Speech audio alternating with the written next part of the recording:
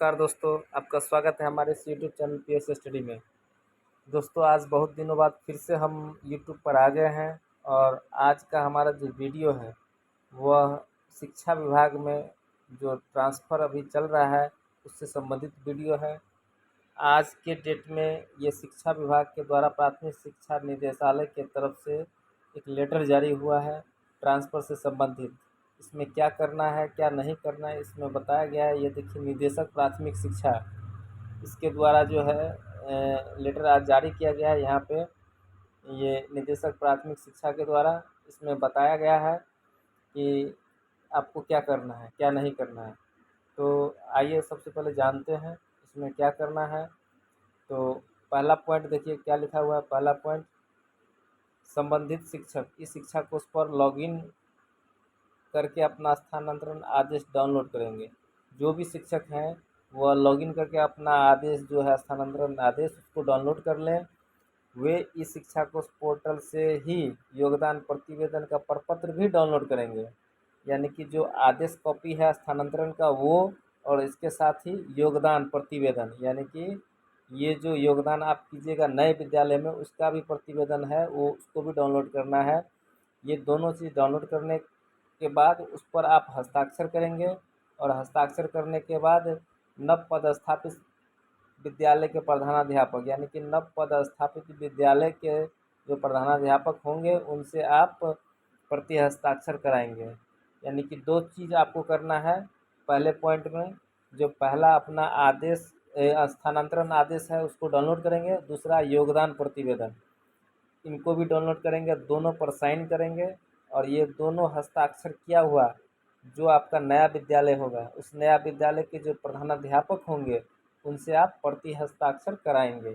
पहला बात ये। दूसरा पॉइंट जो है आप देख लीजिए, ये दूसरा पॉइंट में क्या है, संबंधित शिक्षक स्वयं द्वारा हस्ताक्षरित एवं नव पदस्थापित विद्यालय के प्रधानाध्यापक द्वारा प्रति हस्ताक्षरित योगदान प्रतिवेदन ई शिक्षा कोष पोर्टल पर अपलोड करेंगे। यानी कि ये जो दोनों आपका होगा साइन किया हुआ, ये दोनों जो है आप ई शिक्षा कोष पोर्टल पर अपलोड करेंगे।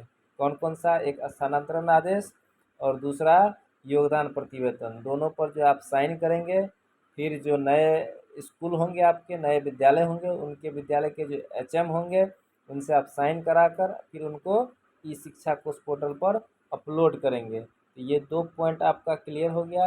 आइए अब तीसरे पॉइंट पर चलते हैं। तीसरे पॉइंट पर जो है क्या लिखा हुआ है देखते हैं। वैसे शिक्षक जो स्थानांतरित विद्यालय में योगदान के लिए इच्छुक नहीं हो वे इस शिक्षा कोष पर उपलब्ध घोषणा पत्र की प्रति डाउनलोड कर हस्ताक्षर करेंगे एवं हस्ताक्षरित प्रति इस शिक्षा कोष पोर्टल पर अपलोड करेंगे। यानी कि वैसे शिक्षक किन्हीं का अगर कहीं दे दिया है या कोई इच्छुक नहीं है योगदान करने के लिए नए विद्यालय में, तो वैसे शिक्षक इस शिक्षा कोष पोर्टल पर एक घोषणा पत्र होगा, उसको आप डाउनलोड कर लेंगे और उस पर हस्ताक्षर करके आप फिर हस्ताक्षर प्रति जो है ई शिक्षा कोष पोर्टल पर अपलोड कर देंगे। यानी कि जो स्थानांतरण के लिए इच्छुक नहीं हो या जिस टाइम में किए थे और अब मन बदल गया, आप इच्छुक नहीं है, तो ऐसे में एक घोषणा पत्र होगा इस शिक्षा कोष पोर्टल पर, उसको आप डाउनलोड कर लेंगे और डाउनलोड करने के बाद उस पर हस्ताक्षर करेंगे और फिर उसको पोर्टल पर अपलोड करेंगे। ऐसे शिक्षक अपने पूर्व पदस्थापन के विद्यालय में अगले आदेश तक यथावत बने रहेंगे। यानी कि जब तक कोई नया आदेश नहीं आता है तब तक आप पूर्व विद्यालय में बने रहेंगे। यहाँ पे स्पष्ट भी किया जाता है कि स्थानांतरित विद्यालय में योगदान नहीं करने वाले ऐसे शिक्षक अगले वर्ष 1 वर्ष तक स्थानांतरण हेतु आवेदन नहीं कर सकेंगे। यानी कि आप 1 वर्ष तक उसी विद्यालय में फ़िलहाल बने रहेंगे, ऐसा यह लेटर बता रहा है। ठीक है, ये भी क्लियर है। जो व्यक्ति, जो शिक्षक जो है योगदान करने के मूड में नहीं है, वह ई शिक्षा कोष पोर्टल पर एक घोषणा पत्र होगा, उसको आप डाउनलोड करेंगे, उस पर साइन करेंगे और फिर उसको पुनः ई शिक्षा कोष पोर्टल पर अपलोड करेंगे। वैसे शिक्षक 1 वर्ष तक, अगले आदेश तक, जब तक आदेश नहीं आता है अगले आदेश तक आप उसी विद्यालय में बने रहेंगे और 1 वर्ष तक स्थानांतरण हेतु आवेदन नहीं कर सकेंगे। ठीक है, अगला पॉइंट देखते हैं। चौथे पॉइंट में क्या दिया गया है, वैसे शिक्षक जो संप्रति अवकाश में है, जैसे कि अध्ययन अवकाश, मातृत्व अवकाश, उपार्जित अवकाश आदि, वे स्थानांतरित विद्यालय में योगदान हेतु इस शिक्षा कोष पर उपलब्ध योगदान प्रतिवेदन हस्ताक्षर कर नव पदस्थापित विद्यालय के प्रधानाध्यापक को ईमेल या अन्य माध्यम से भेजेंगे। यानी कि कहने का मतलब है कि बहुत सारे ऐसे शिक्षक होंगे जो अध्ययन अवकाश पर गए होंगे, कई सारे ऐसी शिक्षिकाएं होंगी जो मातृत्व अवकाश पर होंगी, कई सारे ऐसे होंगे शिक्षक जो उपार्जित अवकाश में होंगे। तो वे सभी, और उन्होंने आवेदन भी किया होगा स्थानांतरण के लिए, तो वे सभी शिक्षक इस शिक्षा कोष पर योगदान प्रतिवेदन हस्ताक्षर कर नव पदस्थापित विद्यालय के प्रधानाध्यापक को ईमेल के माध्यम से, यानी कि वो भी क्या करेंगे, तो स्थानांतरण आदेश डाउनलोड करेंगे, इसके बाद जो है योगदान प्रपत्र भी डाउनलोड करेंगे, दोनों पे साइन करेंगे और उनको ईमेल के माध्यम से जो नव पदस्थापित विद्यालय है उसके प्रधानाध्यापक को भेजेंगे। या कोई अन्य साधन है, आपके पास कोई अन्य साधन है जिसके माध्यम से आपको ये दोनों स्थानांतरण आदेश और योगदान प्रपत्र ये दोनों हस्ताक्षर करके किसी अन्य माध्यम से आप भेजेंगे या ईमेल के माध्यम से भेजेंगे, ऐसे शिक्षकों को योगदान हेतु भौतिक रूप से विद्यालय में उपस्थित रहने की कोई आवश्यकता नहीं है। यानी कि ऐसी स्थिति में जो शिक्षक जिस अवकाश में है उन्हें ज़रूरी नहीं है वो भौतिक रूप से विद्यालय उपस्थित हो, वह दोनों स्थानांतरण आदेश और योगदान प्रपत्र इन दोनों की प्रति पर साइन करके किसी ईमेल के माध्यम से या किसी अन्य माध्यम से वह नव विद्यालय में भेजेंगे और वहाँ के जो प्रधानाध्यापक होंगे वह उन पर जो है साइन करें, उन पर जो है प्रधानाध्यापक जो होंगे नए विद्यालय के उस योगदान प्रतिवेदन पर ऑन लीव अंकित करते हुए प्रति हस्ताक्षर करेंगे। यानी कि जो आप भेजेंगे ईमेल के माध्यम से नए विद्यालय के प्रधानाध्यापक के पास, तो उन पर वो क्या करेंगे, तो उस प्रतिवेदन पर ऑन लीव लिखेंगे और फिर उसके बाद प्रति हस्ताक्षर करेंगे और पुनः उसे उसी माध्यम से, जिस माध्यम से उनके पास आया है उसी माध्यम से वह जो है वापस करेंगे और फिर संबंधित शिक्षक प्रधानाध्यापक द्वारा प्रति हस्ताक्षरित योगदान प्रतिवेदन इस शिक्षा कोष पोर्टल पर पुनः अपलोड करेंगे।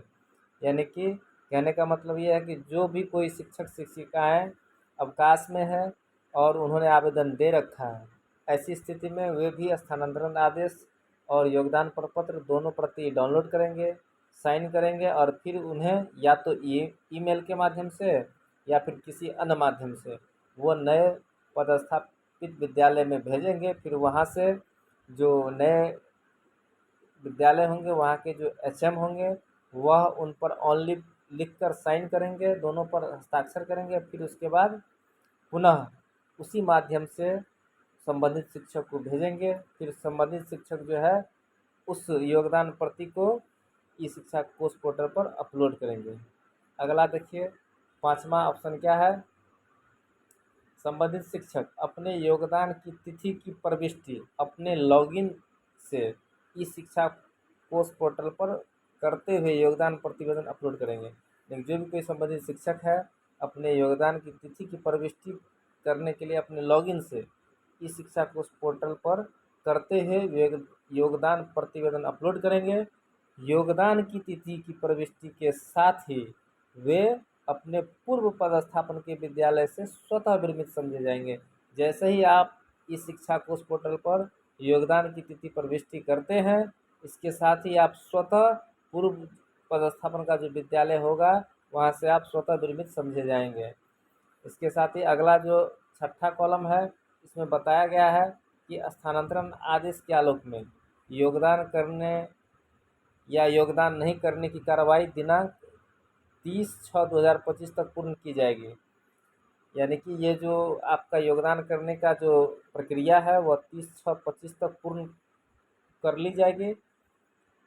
और इसी के साथ ही अगला जो कॉलम है, अंतिम जो कॉलम है सातवां, उसमें कहा गया है कि दिनांक 30/6/2025 तक योगदान करने अथवा योगदान नहीं करने संबंधी घोषणा नहीं समर्पित करने वाले शिक्षक का स्थानांतरण दिनांक 1/7/2025 के प्रभाव से रद्द कर दिया जाएगा। यानी कि जो 7वां और अंतिम कॉलम है उसमें यह बताया गया है कि 30/6/25 तक जो भी कोई शिक्षक योगदान या नहीं करते हैं, उनसे संबंधित घोषणा समर्पित नहीं करते हैं, तो उनका दिनांक 1/7/2025 के प्रभाव से जो स्थानांतरण आदेश होगा वह रद्द कर दिया जाएगा। ये शिक्षा विभाग का निदेशक प्राथमिक शिक्षा के द्वारा आज योगदान से संबंधित ये लेटर जारी किया गया है। तो उम्मीद है, आशा है कि जो हम बताए हैं, हमारे द्वारा जो ये बताया गया है, चर्चा किया गया है इस लेटर के बारे में, तो इसमें आप लोग निश्चित रूप से समझ गए होंगे। तो इसी के साथ ही हम आज अपनी बातों को समाप्त करते हैं। पुनः फिर हम अगले एक नए वीडियो के साथ आपके सामने आएंगे। तब तक के लिए धन्यवाद।